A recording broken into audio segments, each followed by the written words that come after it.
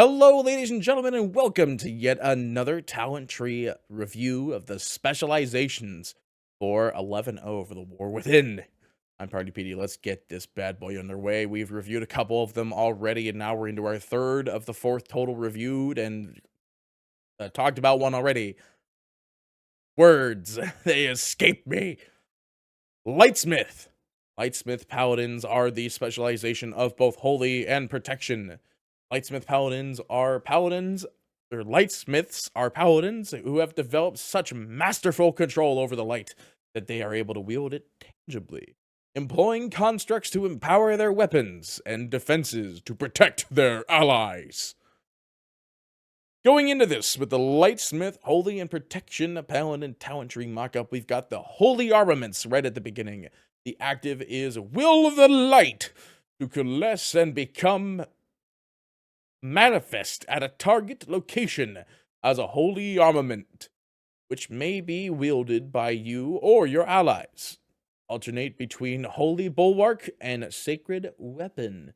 Last 20 seconds after being cast with a maximum of 2 charges. What Holy Bulwark does is while wielding the Holy Bulwark, gain an additional Absorb Shield for 15% of your maximum HP, with an additional 5% every 2 seconds, stacking up to a total of 30%. Or a Sacred Weapon. While wielding a Sacred Weapon, your spells and abilities have a chance to deal additional holy damage or healing. Ooh. Following that, we have our first choice node right at the get-go. We have Rite of Sanctification. Imbue your weapon with the power of the light, increasing your armor by 5%. And primary stat by 1%. Lasts 1 hour. Imbue weapon. A new sort of thing. We'll go into that later for some theory crafting. Rite of Adjuration. Adjuration. Choose that. Imbue your weapon with the power of light, increasing your stamina by 3% and causing your holy power spenders sometimes unleash a burst of healing around a target. Weapon imbue. Solidarity. If an ally picks up an armament, you are also gaining its benefits. If you pick up an armament, a nearby ally will also gain its benefits. So in reality, the best play is just have somebody else pick it up that's supposed to use it properly. Divine Guidance. For each holy power ability cast, your next consecration does additional holy damage or healing split across all enemies or allies up to a specific fixed total.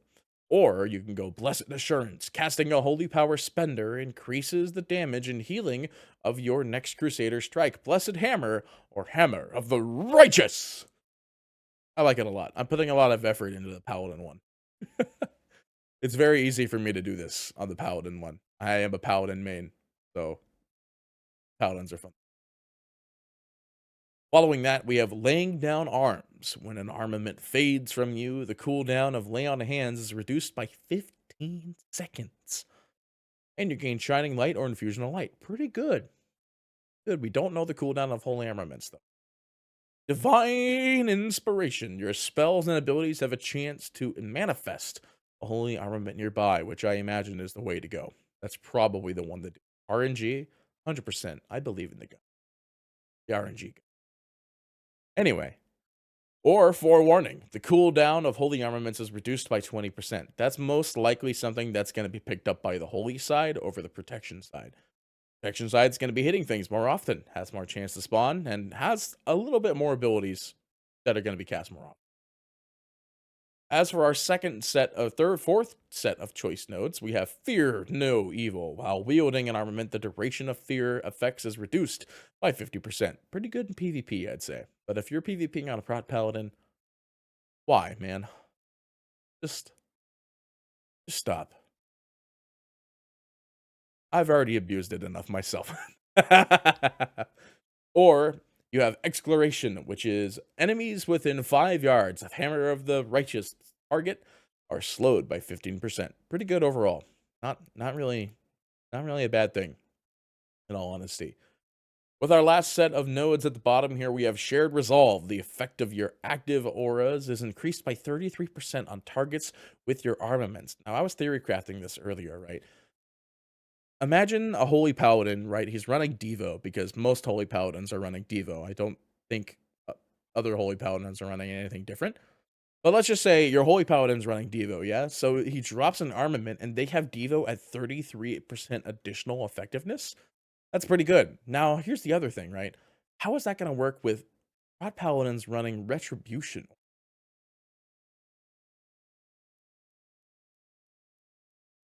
Who knows? We'll find out eventually. The testing will be soon. Next, we have Valiance. Consuming Shining Light or Infusion of the Light extends the duration of any active armaments by 3 seconds or reduces the cooldown by 3 seconds if none exist. Pretty good overall. That kind of just like exclaims that there's a lot of things that can extend or not extend and give you 3 seconds regardless. Hammer and Anvil. Judgment critical strikes cause a shockwave around the target, dealing additional holy damage or healing at the target's location. All paladins are running crit now. All paladins are running. Prot Paladin, you're running crit. Holy Paladin, you are already running crit in some cases. You're all running crit now. Like, that's insane. Just crit. Do damage. Do more damage. Or more healing. Bada bing, bada boom. What's the problem? Who doesn't like healing? Come on. And finally, Blessing of the Forge. Avenging Wrath summons an additional sacred weapon, Enduring Avenging Wrath. Your sacred weapon casts spells on your target and echoes its effects on your holy power abilities. Imagine hitting Shield Slam twice. Pretty good. Pretty good. I like this a lot. I think Lightsmith is going to have a lot of work, and it's going to be able to put in a lot of work. Prot Paladins went from having 1 to 2 of the best utility spells to literally being a global mobile armory. So, yeah, that's actually really, really good. I can't wait for Lightsmith. I'm probably going to play Prot. There's a high chance I could go back to healing with this too. So, we'll see. We'll see. But yeah, that's it for this video, guys. Lightsmith for the Holy / Prot Paladin lineup for the talent tree subclass. That's the word I was looking for in the last video when I ended it, and now I remember it. But subclass / hero talent tree for Lightsmith. Thank you so much for watching. I hope you enjoyed me going a little bit crazy right at the end because, you know, I love Paladin a lot. I love talking about it. But yeah, I hope you guys enjoyed the video, and I will see you next time for some more World of Warcraft action. It's Party PD, signing off.